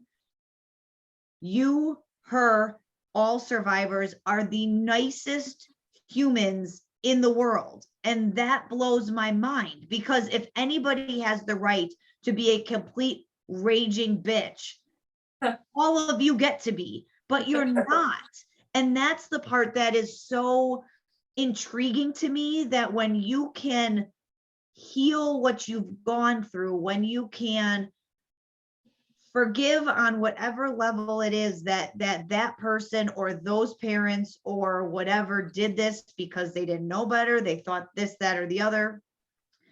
When you can be able to heal through, again, Bridget was talking about EMDR and reconnecting those missing pieces and heal through all of that, then you are able to live in a world where, you know what, I feel bad for you as the person who hurt me, because what happened to you?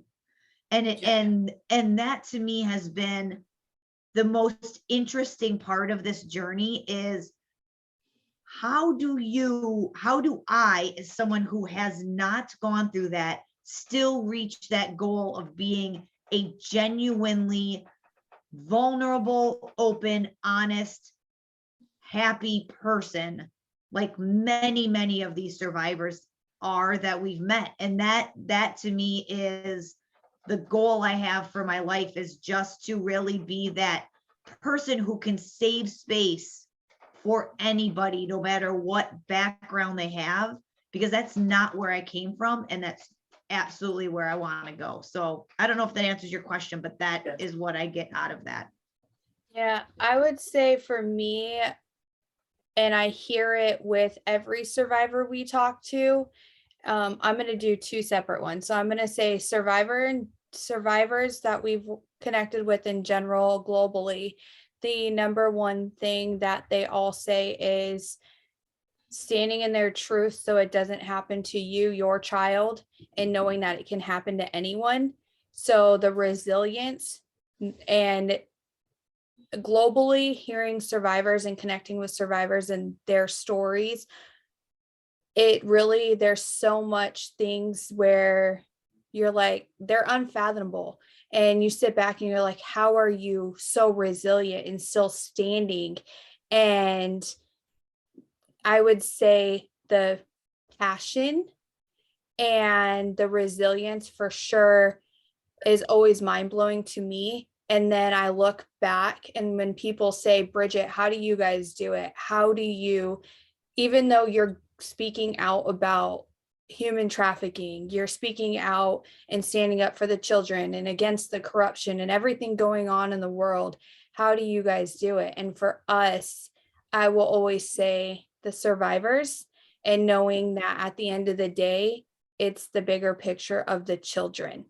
Yep. And it's never too late to do what's right.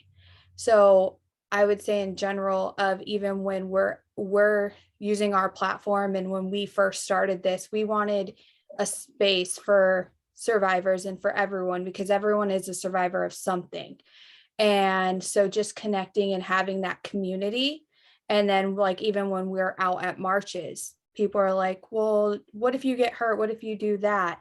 And I would say, like, for that, my one thing that like really took the fear out of me when doing that was when we had the military here, and being out at the marches and like all the BLM stuff and everything in our own city, and being downtown and seeing the military and guns literally like right next to us, and like the military was right there, and I was like, oh my God, is this reality right now? So I think for me, like, that took the fear out of me by seeing that, and like, okay, if I die today, like, at least my child will know that I stood for something, and I was defending her, so the next generation, or my nephew or my niece or my neighbor, whoever's children, don't have to go through this. So that's what will always keep me going, is the survivors and the children and their resilience. For you specifically, I would say your book, I cannot wait to finish reading it. It has so much in it, and I think that the way you wrote it has so much love and so much authenticity, and it really shines through you as a person and your personality, even you speaking out on social media as well. And I would say definitely the resources, and you sharing, like, and breaking down literally your brain and what you've experienced with the trauma, and breaking down to like the definitions of what that looks like. And like, even after you've gotten out of the army, that you still struggle with these things. And so I would say your authenticity and the resilience that you have. Thank you. Yeah, I cannot wait to finish your book though. I'm like, man, there's so much in here. So, And if people email you and they ask for it, you could feel free to send the same attachment that I sent to you guys. That way they have that digital copy of it like that. yeah, we'll make sure to link everything in the show notes, as well as your social media and your TikTok. And I just love being able to even have these conversations with you, because there's so much as everyone goes through something. And so being able to connect and share that space with one another, like, I truly, and I know Becky will say the same, is we appreciate you even asking us questions, because our podcast is like, even though it's us, and it's like, we don't like to say interview, because it's like, no, it's an open conversation. And it's everyone's platform. So I even appreciate you asking us the questions as well, because we have to be able to have these conversations and really connect with one another. That's the only way to learn from one another and grow as a society in general. Thank you for giving me the platform. It gets easier every single time to comment and then try to have these discussions and talk to people, because you guys are actually, and the listeners are actually sitting there interested in this and want to know what this type of perspective is, rather than just closing it off and turning a blind eye and not, giving a crap, like, you guys actually care and want to know. And this could be yours to help, future generations and people going through this right now from somebody else who's lived through it, rather than just turning a blind eye and saying, well, you're on your own. Yeah.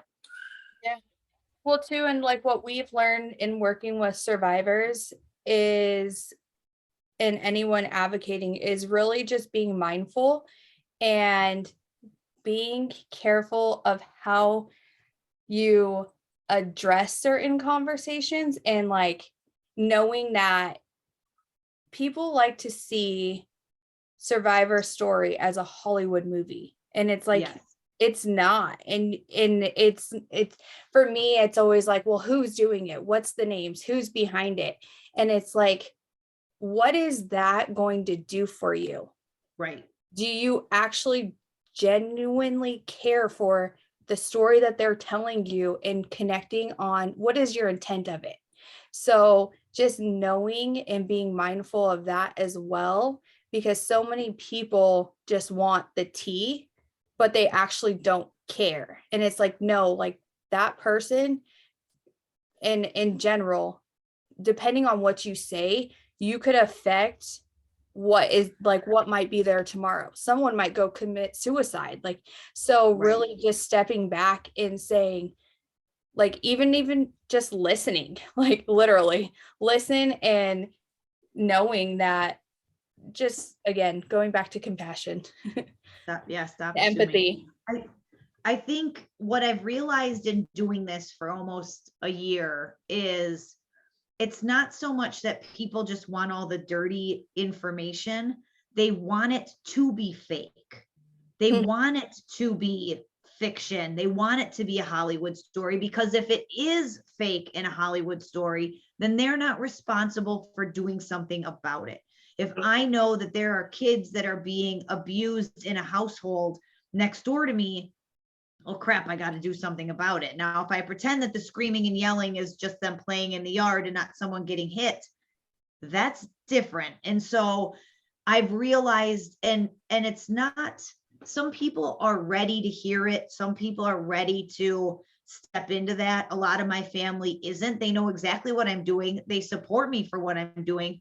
They don't want to hear about it, because if they hear about it, then they have to stand in their truth and knowledge that, oh crap, I actually got to do something, and I have to speak out about it, or I have to watch my own kids now, or I have to pay attention to their devices, or I have to now look into things that the military does, or law enforcement does, or CPS does. All of that becomes an actionable thing you have to do if it's not just a Hollywood movie anymore. And so if we can say, oh no, it looks like a Hollywood movie, or oh, that's so cool, or whatever, then it becomes pretend, and then we don't have to deal with it.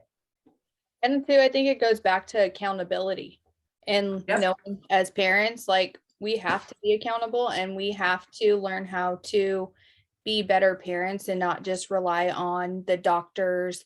And even though, like, if our family or we grew up a certain way, knowing that that might have not been the right way, or that might have been all they had at that time.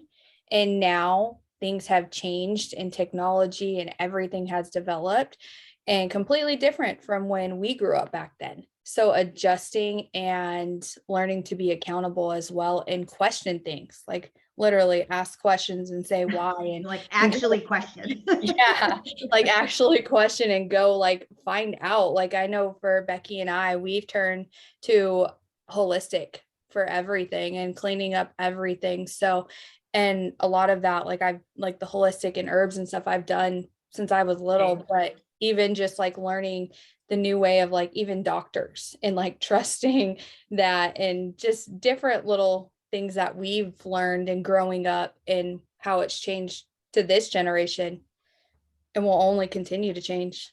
Yep. I did want to ask you, for anyone who is currently active duty and in the military, and if they're experiencing any military sexual trauma, any of that going on currently, what would be your best advice and resources? And again, we will list her book because she has so many resources of what worked for her. What would be your some advice for anyone experiencing this as active current duty?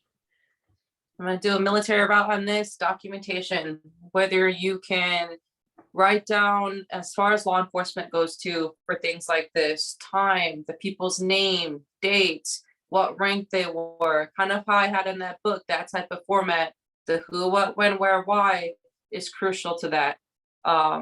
If you have, from a law enforcement standpoint, if you have marks on your body and you're going through that, make sure you document those marks.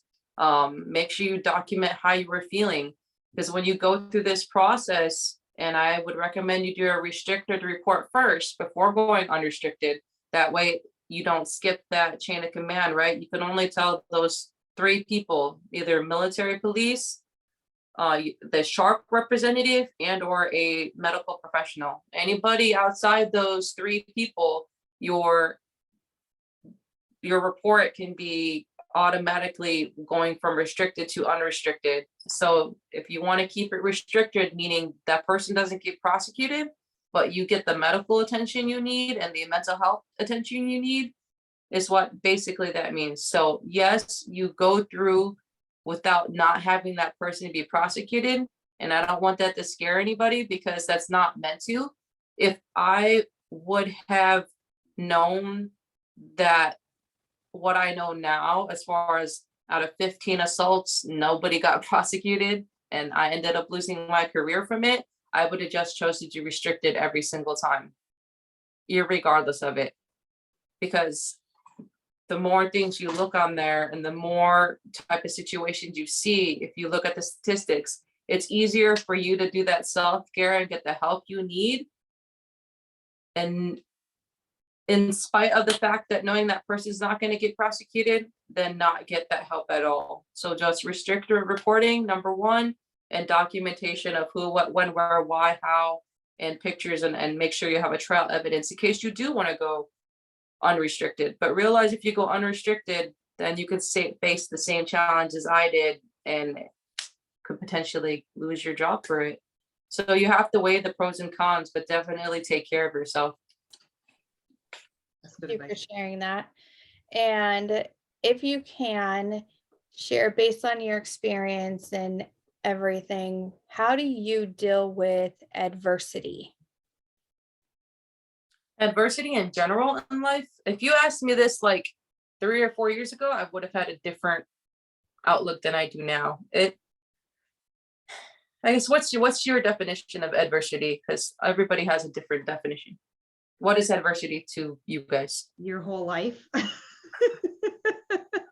How you stay so resilient and staying strong through it all, especially when you have people trying to silence you and you are often attacked and try to be pushed back into that silence.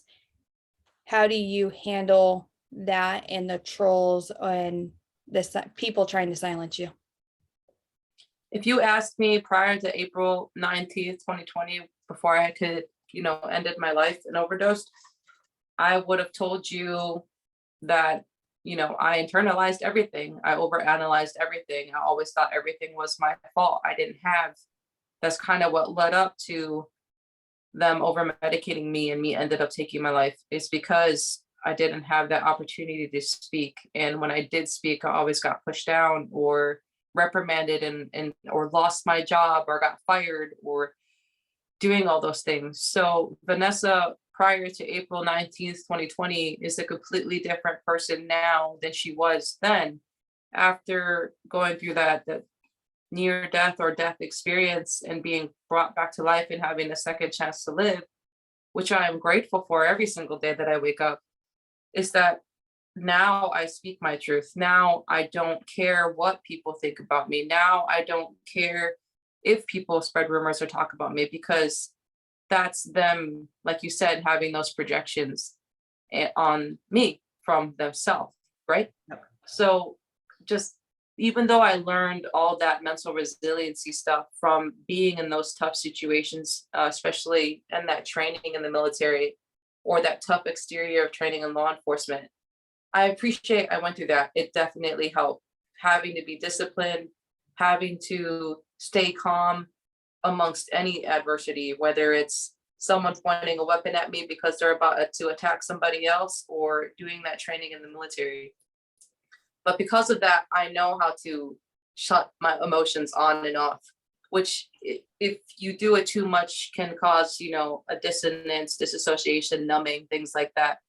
But now I have to allow that to come up and resurface and process it and let it out and let it go in a positive, constructive way. And I do that like through singing or going to the gym.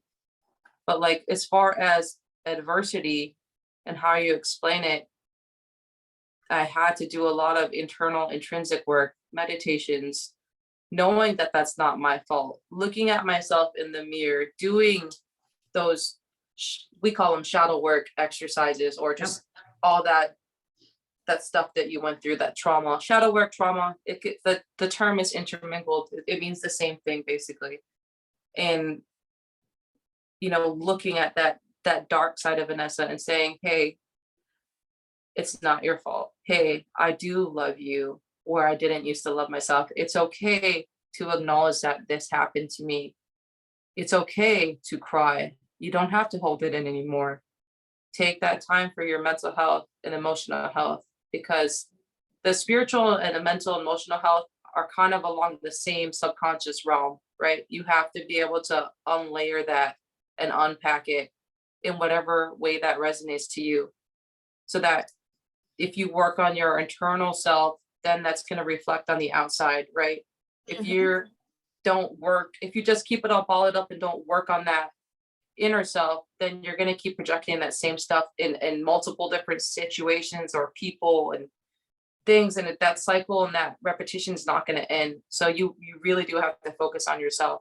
If you have to take 6 months to yourself and work on that and shut everybody and everything out, then do that. Not everybody's healing timeline is going to be the same. It's really difficult for me to have to take that step back after doing this type of job for 10 years and being in my situation and learning the hard way to say I have to work on my mental and emotional health and spiritual health, or I'm not going to live to see tomorrow, or I am going to, I could be put into a position where I'm going to take my life again, and then I won't have the second or third chance. Right. It took that extreme, and I don't want people to have to go through that same extreme to get to where I am today and be able to produce that to help people. But without that experience, I wouldn't be able to share that with you guys. And that I'm not saying that it takes a life drastic changing experience and death to make people realize that. That's why I had wrote that book and do that now, so that you guys can learn from my experience on what not to do and how I had to change myself and consciously make that effort so that I don't have to experience that again. So my daughter doesn't have to lose her mom, so that other people don't have to lose such a great person that has been through so much and lived through it to be able to help everybody else. Amen. We're blessed to have you. And I'm blessed to still be here. yeah, and we're blessed to even have your book as a resource to help even with our podcast and working with survivors, because now we can reference it to those who come to us and say, what can I do? Or what are different things that survivors have shared with you that help them? So thank you for that resource as well, because to even just the number one thing we always hear from survivors is no matter what they've gone through, the number one thing that they will all say is, you can't take my voice. So, and then lastly, before we wrap up, is if you can reference, I know that the creeds were big in your journey. If we can reference like the main creeds that helped you and what you learned and how those actually helped you with everything that you endured from like a mental standpoint as well. And I love your poems that you share. Like military credos, or just like now from a civilian standpoint, saying like, kind of what works for me as a civilian level, as far as like what is dear to me and why I have those values that I have. I think they tie hand in hand, because I know that you referenced the creeds that you reference in your book. I don't know the name of them. I know that I didn't know the psychological operations creed until I wrote that book. Until after the military, but I'm like, oh man, that fits with like what I believe in and what I do and how I live my life. Before even ever knowing that creed, I was intuitively and authentically already doing that. So I'm like, oh, the PSYOPs creed. Anyway, psychological I love when operations. it all works. right. What I think from a perspective, in the Army, we have, specifically the Army, we have this acronym called leadership. In leadership is LDRSHIP. Yeah. But it stands for loyalty, duty, respect, selfless service, honor, integrity, and personal courage. And then our little warrior ethos. that we have, which is embedded in the Soldier's Creed, which says, you know, I will always place the mission first. I will never accept defeat. I will never quit. I will never leave a fallen comrade.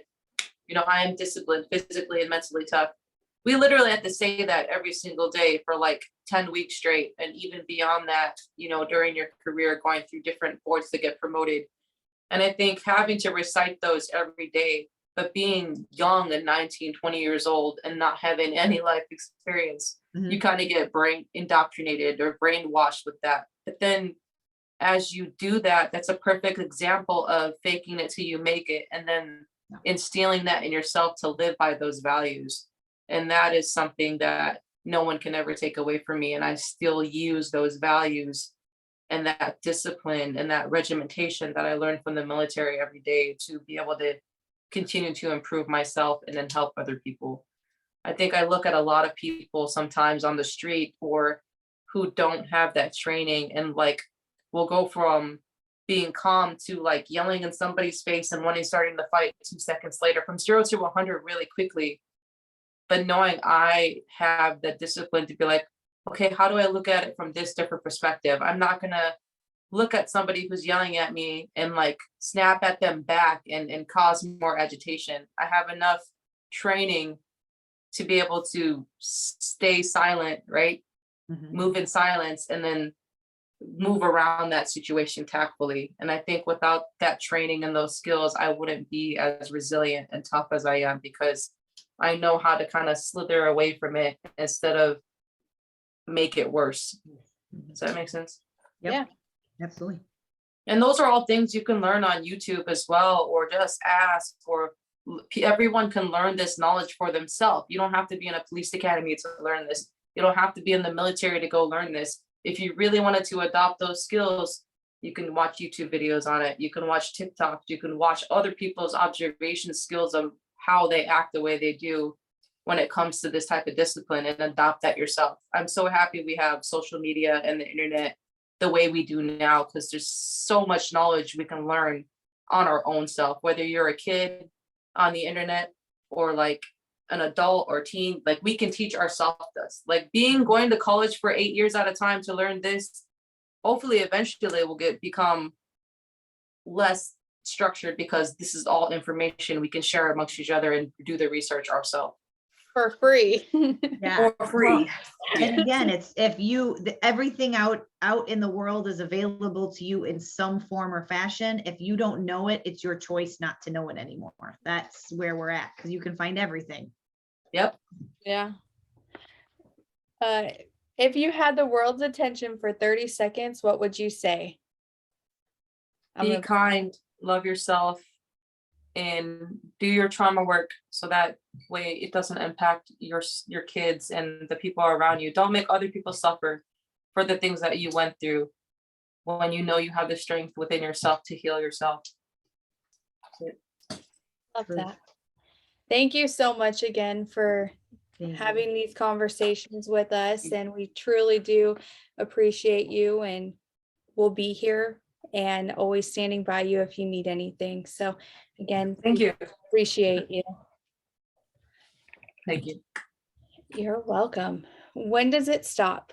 When each and every single one of us have the courage to stop looking away. When you start to listen, when you start to stand by the survivors, when you start to hold people accountable.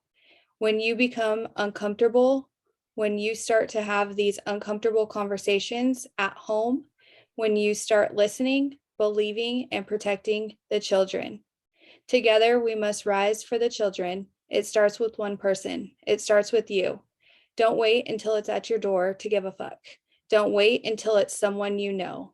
Don't wait until it's too late and suicide has been committed, in which now you wished you would have listened. It's never too late to do what's right. We want to take a moment of silence and hold space for those dealing with mental health, adversity in life, those who are just waking up to this, those who were abused sexually, mentally, domestically, those who had their innocence stolen by the corrupt systems, CPS, foster care, military, law enforcement, in your own family, or a trusted adult figure. a boyfriend, a loved one, whoever it may be. Know you are strong. You are beautiful. You are enough. You have a powerful voice. And we pray one day God gives you strength when you're ready to speak your truth, when you're ready to continue to shine your light and be true to who you are. Never let anyone dim that light. Survivors, this month and all major holidays are energetically a lot, especially at this time as the truth continues to come to light.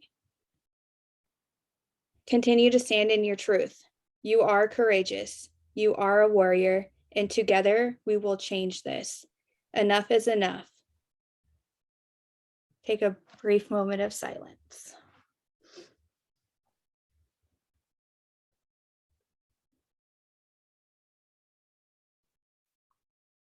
And thank you again for your service. And as always, survivors, you are not alone. We hear you, we see you, we stand by you, sending you love, light, and blessings.